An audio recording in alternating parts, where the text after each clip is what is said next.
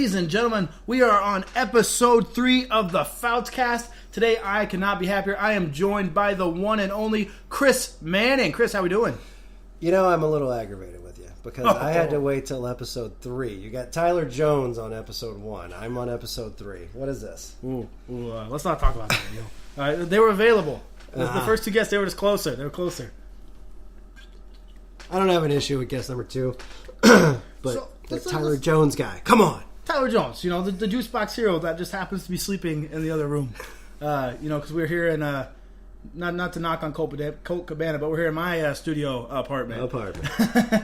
Let's get started, man. You know, you have been shooting photos for the wrestling scene for... Coming up on 2 years next month now, since I've been coming around regularly. Yeah. You know, I would think, if I'm not mistaken, the first show that you and I met on was Bondurant, correct? It was. Bondurant High School. Yep, I was wrestling the Juice Box Hero. You know, my now tag team partner. Was the first time you got to see us was as opponents. And I also think that was the debut of Brooke Valentine. It was. I believe, if I remember correctly, she gave a stunner to Ray Fearing after Malice beat him. So that was neat. The Girl Squad was in attendance. That was one of their first wrestling shows, and they knew something was special about that girl, and here we are 2 years later, and BFFs forever.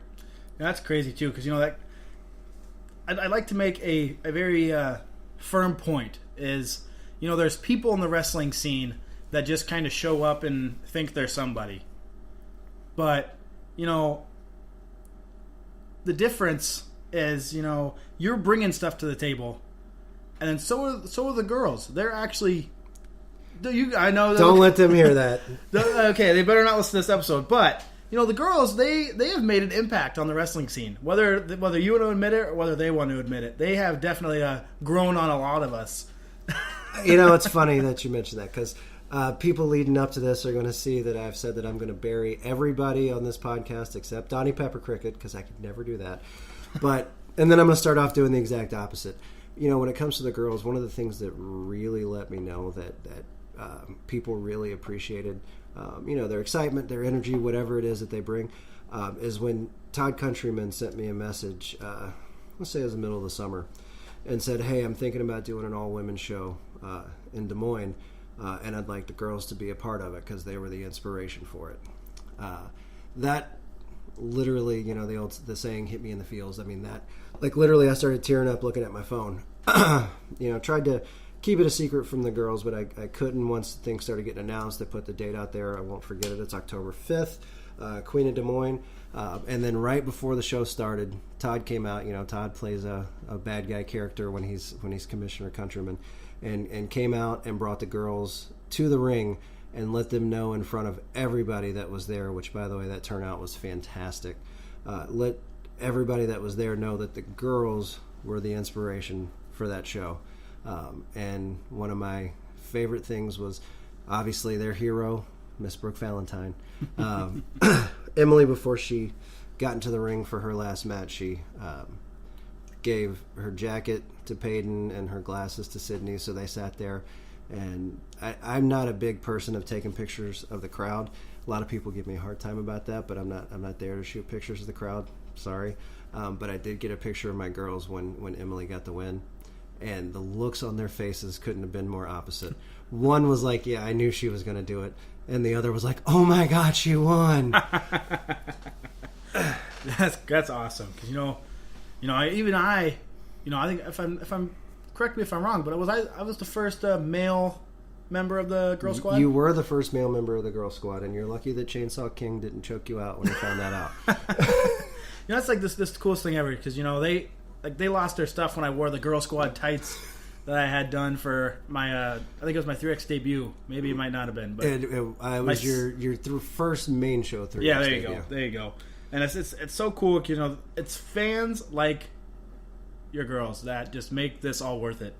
Because they're more than just fans. They're kind of... they're not super fans. They're not super fans. That has a negative connotation to it. But, they're just not your regular fans. They're the people that go above and beyond to make every show a success. Because without fans like the girls, fans of that nature, these shows are worthless. I thought I was the guest, but apparently I should have brought Peyton and Sydney with me. We could just put them over. You should have. This was kind of my way to them, and I thought if I had you on, then I'd kind of get that connection, so I can have them on next. Well, they had their podcast before you had yours. They had their SquadCast. The SquadCast. So shout out to Dustin Smothers for that. That was they thought they were big time for that. They had about 6 guests. We got to hear 2 of them. So Dustin, if you're listening, can you at least send me the files for the rest of them? I'm pretty mad about that because Flex Appeal was a guest on the SquadCast. Flex Appeal. They had the Fight and Flight connection. They had OG or the they had OG. They had Nathan and Clay after their match. So they had a peek behind the curtain. Ooh, there you go. That's cool. That's something. That's a cool taste. But okay. Before I don't, I'm going to sit here and ramble on about the Girl Squad. Let's talk about kind of the elephant in the room. Let's talk about Rugged Pro. Let's talk about it. Oh man, I feel so bad because I feel like more people came after you looking for information on this than they did me. Well, I'm still visible, in Des Moines. You got to go to Wisconsin or Minnesota to see you guys, right? I haven't wrestled in Iowa since October. Was that the last Des Moines the show instant ticket? Yeah. Yeah, wow. God, it's been a minute. Well, and we haven't had an IPW show in Des Moines since November. So okay, yeah. Hey, who knows? Who knows when I'm coming back to IPW? Oops. Sooner rather than later, I hope. Maybe we'll see. Who knows? If the money's right. But with the Rugged Pro stuff, a lot of people. Some people know, some people don't. You've had a hand in helping me, kind of keeping me on a nice straight path. Almost since day one. I remember the first conversation. It was me, you, and the guy sleeping in the other room. We were in the parking lot in Algona after a show. You would mention something about it, but then you told me that it was official and it was, you were ready to move forward on it. And I was absolutely honored that you entrusted me with that. And then, I'm almost twice your age. And I run a $500 million bank for a living. So I know numbers and I know finance a little well. So, while it's always fun to talk about the creative, talk about, hey, who can we bring in? Hey, what kind of matchups would we like to see? The important thing that I wanted to help keep track on was, making sure that you didn't overpromise and underdeliver. Now, I know that sounds like I'm referencing something. I'm not. It had nothing to do with that.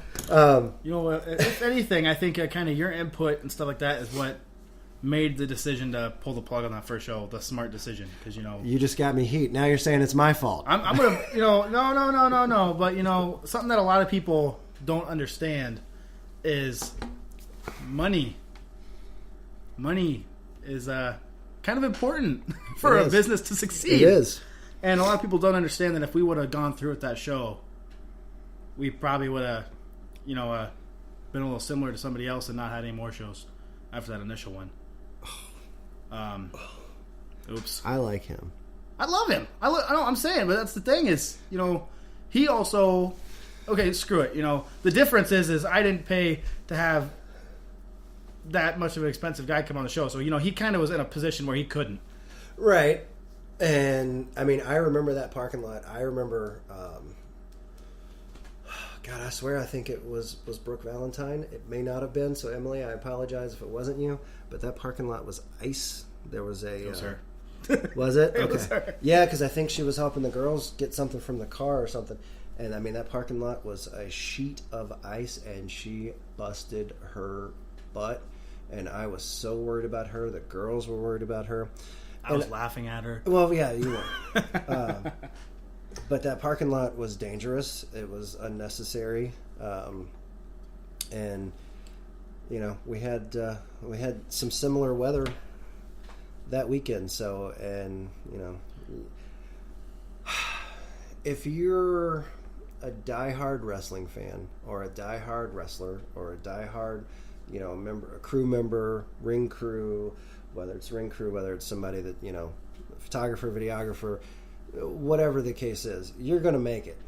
And if you're a casual fan that was planning on doing it, you might make it. But if you're walking through an ice rink to get to the building, and then you get into the building and it's 20 degrees inside, you're not coming back. Mm-hmm.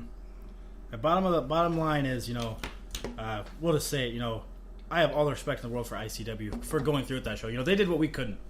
Yeah. They did what we couldn't. But, and this is not a dig, but, if we didn't want to be the one-off, we wanted to be the thriving new company that's here to kick some ass. So, with that being said, we did what we had to do. We took the steps that were made, that were necessary for a fruitful future for Rugged Pro Wrestling. And that's something that a lot of people are failing to see. There's a lot of people that don't quite understand the circumstances, that don't, at best, they maybe wrestled a couple matches. Yeah, and I still don't understand 100% of the circumstances, because I think that that had you told me 100% of everything that was going on, I would have attacked someone. Not physically, but with my words and maybe with some other things that I've picked up in my 39 years to make some things happen that needed to happen. You would realize that it was in the best interest for it to not happen. And so, you told me what I needed to know at the time, and enough to keep me from attacking people, because that was part of my role, as if we needed, or I say was, I'm still a part. Just in case anybody's wondering, I'm still a part. My name's still on the sponsor list. Just like it is here, by the way. And right here, right on the FoutsCast. But, the issue with that is, if there are tough decisions that need to be made, or tough conversations that need to be had, whether it's with a building, whether it's with a talent, whether it's whatever, I'm not afraid to do it. Here's the thing. I'm not hurting for bookings. I'm not looking for new bookings. I'm not worried about, I've got plenty of friends. I got plenty of friends in the business. But like I say to my actual friends in the business, which is not as many as some would think, I got a few friends, got a lot of pals, got a lot of people I'm happy to see. But when it comes to offending somebody, making somebody mad, or having to have the tough conversation, whatever. Trust me, I manage a bank. I have a lot tougher conversations during the day. That's why you're in the role you're in, is because you and I are, we are good friends. Mm-hmm. We like to shoot the shit. We like to make jokes. We like to have fun. When we talk about stuff other than wrestling, sometimes. And then but when it comes down to it, I know if my head's a little far up my rear end, I know you're gonna pull it out and smack me around a little bit. I'm sure gonna try. Right. Sometimes it's up there a little too far. But anyways, guys, that's kind of just something that I wanted to get out there, because I just wanted to explain. Chris, we're all still a part of this, and it's something that we're ready for March 30th. We're ready to take it by the horns and show everybody. Oh, I forgot to tell you, I'm booked for Ring of Honor on March 30th. Oh, I'm just kidding. No. I'm just kidding. Holy cow! That's the thing, man. 3 years from now, Ring of Honor is gonna be nothing. Rugged Pros can be the best thing ever. Kidding, no. Please, I know it could please, be. Please book the Ring of Honor. All right, that's. Is there anything else you'd like to say about the rugged situation? No, I mean, here's the thing. We lost some trust. We did. I will tell you that I have another person that I consider a friend that I see 6 days a week. For those of you that know, you know who I'm talking about. And we lost some trust as far as in a professional standpoint with folks like that, with folks that have been around. All we can ask is either you give us a second chance or you don't. If you give us a second chance, it's going to be a hell of a ride when things get going. Oh yeah, absolutely, 110%. Next up, let's kind of talk the next thing on the docket. What's the future looking like? Hold on, is that Tyler Jones? Uh-oh. What's up, Mr. Meany? Hey, I'm on a podcast. I should have been guest one, and you interrupted. And when I finally get my moment, that's it. This is why I say Tyler Jones sucks. Other than one half of Austin and Tyler present Flixpeel. Holy cow. By the way, next time I'm going to give you a hard time, because now he's been on 2 episodes. Oh, jeez. Way to go, Tyler. Way to But you know what? He did main event the Hall of Fame against Matty Starr, but he lost. So I know before the... get the hell out of here, Tyler. Before we went live, we kind of talked about how we didn't want to spend this whole thing talking about photography. Right. But, I mean, there are parts I do want to talk about. Exactly. And that's why I got my first question for you is, wow. And